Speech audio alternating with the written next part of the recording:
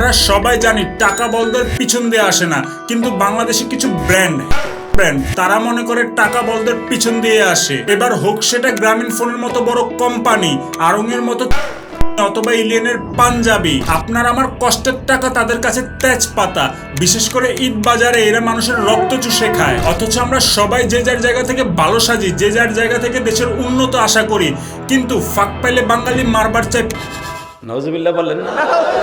WhatsApp বাজান, this is Noman. Civic sense মানে নাগরিক জ্ঞান, এটা তো অনেক পরের কথা। বাঙালিদের কাছে ন্যূনতম দয়া মায়া মহব্বত নাই, আছে শুধু লোক দেখানো এবাদত। আর বাংলাদেশের লোক দেখানো এবাদত ব্যাপারটা এমন পর্যায়ে চলে গেছে যে এটা এখন জাতীয় সংস্কৃতিতে পরিণত হয়েছে। হ্যাঁ, রমজান সংযমের মাস, কিন্তু বাংলাদেশের রমজান হচ্ছে সুযোগের মাস। প্রথম 10 দিন নিত্যপণ্য ব্যবসায়ীদের, পরের 10 দিন পোশাক ব্যবসায়ীদের, আর শেষের 10 দিন পরিবহন ব্যবসায়ীদের। মোট কথা রমজান মানে 30 দিনের ব্যবসায়িক বিশ্বকাপ। এবার আওয়ামী লীগ, ইউনূস, বিএনপি বা জামায়াত যে সরকারি ক্ষমতায় আসুক না কেন, দোষ হয় সিন্ডিকেটের।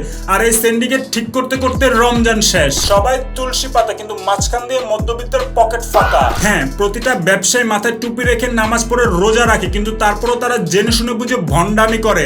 সত্য বলতে যার নাম তার এমনি এমনি বানায় নাই। প্রতি বছরের মতো ঈদ আসলে ছেলেদের মনে একটা প্রশ্ন ঘুরে, এবারের পাঞ্জাবি কিনবো কোথা থেকে। বাস্তবতা হচ্ছে পকেটে কত টাকা আছে। মানে বাজান, কয়েক বছর আগেও 1-2 হাজার টাকা দিয়ে খুব ভালো মানের একটা পাঞ্জাবি কিনা যেত, কিন্তু তারপর আসলো ইলিয়ান, আর হঠাৎ করে পাঞ্জাবির দাম এক লাফে 10 থেকে 20 হাজার টাকা হয়ে গেল, কারণ এটা নাকি প্রিমিয়াম। আর এই পাঞ্জাবি পরলে আপনি তো চেলচেলে বেচতে যাবেন। কিন্তু প্রশ্ন হলো, এই প্রিমিয়াম ট্যাগ জিনিসটা আসলে কি? কাপড়ের গুণাগুণ কি আসলে 10 গুণ বেড়েছে, নাকি মার্কেটিং এর নামে এরা পাঞ্জাবি মার্কেটটাকে নষ্ট করেছে? ব্যাপারটা ঠিক এমন যে 1 কেজি আলুর দাম 20 টাকা, মাগার 250 গ্রাম ফ্রেঞ্চ ফ্রাইয়ের দাম 150 টাকা।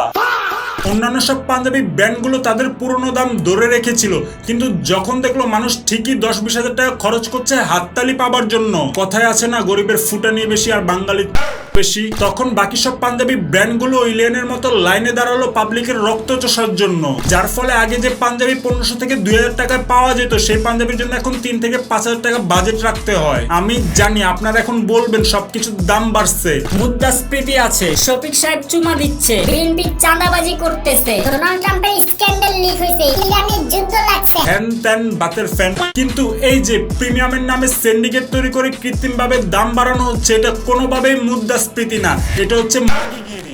হ্যাঁ, ঈদ আনন্দ উৎসবের দিন, পরিবার বন্ধু বান্ধবের সাথে সময় কাটানোর দিন, কিন্তু একটা পাঞ্জাবির জন্য যখন পুরো ঈদ বাজেট খরচ করতে হয়, তখন সেই উৎসবে আর আনন্দ খুঁজে পাওয়া যায় না। এখন যার সামর্থ্য আছে সে 50 হাজার টাকা দিয়ে পাঞ্জাবি কিনো, কোনো সমস্যা নাই, কিন্তু প্রশ্ন হলো সবাইকে কেন জোর করে এই প্রতিযোগিতায় অংশ নেওয়ার জন্য বাধ্য করা হচ্ছে? মানে পাতলা একটা কাপড়, কোনো ডিজাইন নাই, সেই পাঞ্জাবির দাম 1500 থেকে 2000 টাকা। কোন রকম নর্মাল ডিজাইনের একটা পাঞ্জাবি 2000 থেকে 3000 টাকা, সাথে কয়েকটা ডিজাইনওয়ালা বোতাম লাগা সেই পাঞ্জাবির দাম হয়ে যায় 5 থেকে 7 হাজার টাকা। এর উপরে তো আছেই। আচ্ছা, সবার কথা বাদ আমার কথা বলি, আমার অবশ্যই সামর্থ্য আছে প্রায় 10 হাজার টাকা খরচ করে একটা পাঞ্জাবি কেনার, কিন্তু আমার বিবেকে একটা প্রশ্ন জেগে উঠে, এই পাঞ্জাবির দাম কি আসলে 10 হাজার টাকা? Of course not. তাহলে কেন আমি এত টাকা খরচ করে আরেকজনের ট্যাগ বুকে নিয়ে ঘুরবো?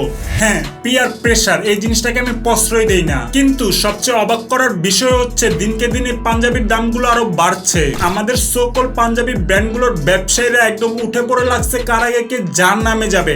আর পাঞ্জাবির পুরো মার্কেটটা নষ্ট হয়েছে তাদের জন্য, যারা বড়লোক বাপের ঘরে বেলুন ফুটে জন্মাইছে। ওই লাইট অফ করছে কে রে?